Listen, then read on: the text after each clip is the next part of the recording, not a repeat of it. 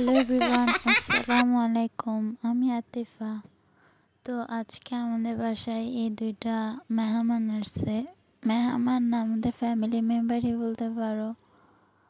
তো ওদের জন্য আমি কিছু ডিআইওয়াই করছি। তো তোমাদের সাথে এটাই শেয়ার করবো আজকে। দেখো এই বার্ড হাউসটা কিউট না? সাথে একটা দোলনা আর নেম প্লেটও বানাইছি। আর এই দুইটা মেহমানের নাম আমার ভাই, একজনের নাম রাখছে পাজুজু আর আরেকজনের নাম বুবু।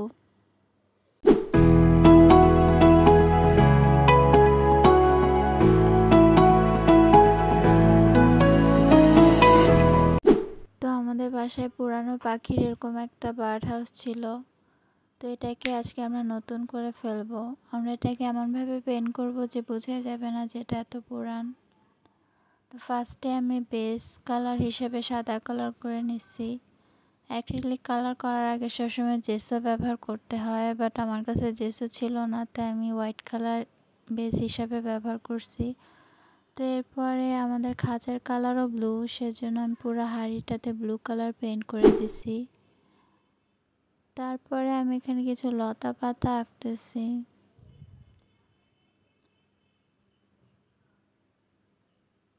এই হাঁড়িটা কিন্তু অনেক পুরানো। আমি যখন ছোট ছিলাম তখন পাখি পালতাম, তো সেটার বার্ড হাউস। বাট আজকে আমরা এটাকে এমনভাবে রং করব যাতে এটা পুরো নতুন হয়ে যায়। তো লতা পাতা আঁকার পর আমার কাছে মনে হয়েছে এটা ফুটতেছে না, তাই আমি একটু ডার্ক কালার দিয়ে আউটলাইনের মতো করে দিছি। আর আমি কখনো এরকম ক্যানভাস বাদে এরকম হাঁড়িতে পেন্ট করি নাই, তাই আমার হাত কাঁপতেছিল, তাই এত সুন্দর হয় না এই লতা পাতাগুলা। তারপর আমরা চেষ্টা করব। তো আমাদের যে পাজুজু আর বুবু আছে ওরা কিন্তু সাদা কালার, তো সেজন্য আমি ওদের দুইজনের মতনই সাদা দুইটা পাখি দুই সাইডে এঁকে দেব। আমাদের পাখিগুলা সাদা কালার আর তাদের ঠোঁটগুলা লাল কালার, এবং তারা দেখতে অনেক কিউট। তো আমি ওদের মতনই দুইটা পাখি আঁকা ট্রাই করতেছি, আর এখানে আমরা ওদের নামও লিখে দেব।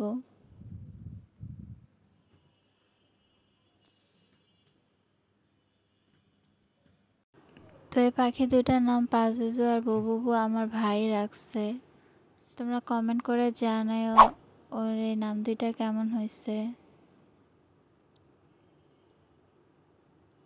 তো আমি এখানে ওদের দুইজনের নাম লিখে দিব। তো আমার হ্যান্ডরাইটিং এমনিতে অনেক বাজে, তার উপর অ্যাক্রিলিক কালার দিয়ে আমি আরোই লিখতে পারি না, তো এই জন্য এরকম বাজে হ্যান্ডরাইটিং হইতেছে। তোমরা আমার হ্যান্ডরাইটিংটা অ্যাভয়েড করো, তোমরা আরও সুন্দর করে লিখে দিতে পারবা। তো এই তো আমাদের বার্ড হাউস রেডি। কেমন হয়েছে জানাবা। তো এরপরে আমরা আমাদের নেক্সট ডিআইওয়াই করব, সেটা হলো একটা দোলনা। তো দোলনার জন্য আমি এখানে কতগুলো আইসক্রিম স্টিক্স নিয়ে নিছি। তো আমার আম্মু এই আইসক্রিম স্টিকগুলো আনছিল হয়তো আইসক্রিম বানানোর জন্য, বাট আমি কয়েকটা চেয়ে নিয়ে আসছি। তো এগুলোকে আমি গ্রিন কালার করে নিছি। তারপরে যেভাবে দেখতেছো তিনটা একসাথে রেখে বাকি একটা এভাবে কেটে দুই পাশ দিয়ে লাগাই দিব। তো এখানে একটা শক্ত আঠা ব্যবহার করতে হবে যাতে পাখিগুলো বসলেও এটা ভেঙে না পড়ে। তো আমি এই পাওয়ার বন্ড গ্লুটা ব্যবহার করতেছি, এটা খুবই শক্তভাবে লেগে যায়। যে ছোট ছোট দুইটা আইসক্রিম স্টিক কাটছি সেটা এরকম দুই পাশে লাগাই দেব। আর আমার কাছে হলুদ কালারের উল ছিল না, তোমাদের কাছে উল থাকলে তোমরা উলই লাগাই ফেলতে পারো। তো আমি এরকম সুতা দিয়ে বেনি করে করে এরকমভাবে উল টাইপের বানিয়ে নিতেছি যাতে একটা শক্ত দড়ির মতো হয়।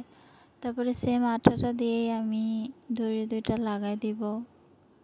আর এটা কিন্তু আমাদের দোলনার নিচের সাইডটা, এটা যখন খাঁচার সাথে বেঁধে দিব তখন এরকম দোলনা হবে। তো এটাতে আমাদের পাখি দোল খাবে, দোল দোল দোলনি। তো এবার আমরা একটা নেম প্লেট বানাবো খাঁচার বাইরে ঝুলানোর জন্য। তো এগুলোর জন্য আমি সেম আইসক্রিম স্টিক মাঝখান দিয়ে কেটে নিতেছি।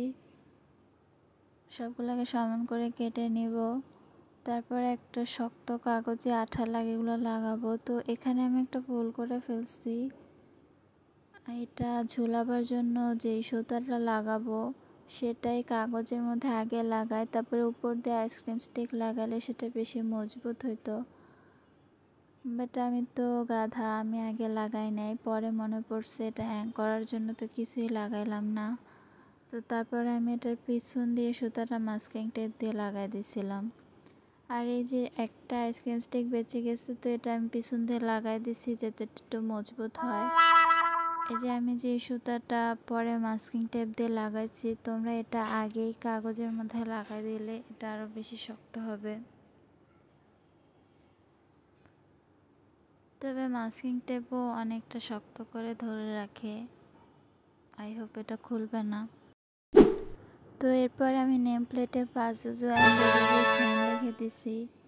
তো এরই সাথে আমাদের 3টা DIY তৈরি হয়ে গেছে। তো এই 3টা জিনিস লাগানোর পর কিছুটা এমন লাগতেছে। তো এত কষ্ট করে লাভ কি হলো, ওরা দুইজন ভয়ে এক কোনায় বসে আছে। তো ভিডিওটা ভালো লাগলে সাবস্ক্রাইব করো আর লাইক কমেন্ট শেয়ার করে দিও প্লিজ। Thank you all.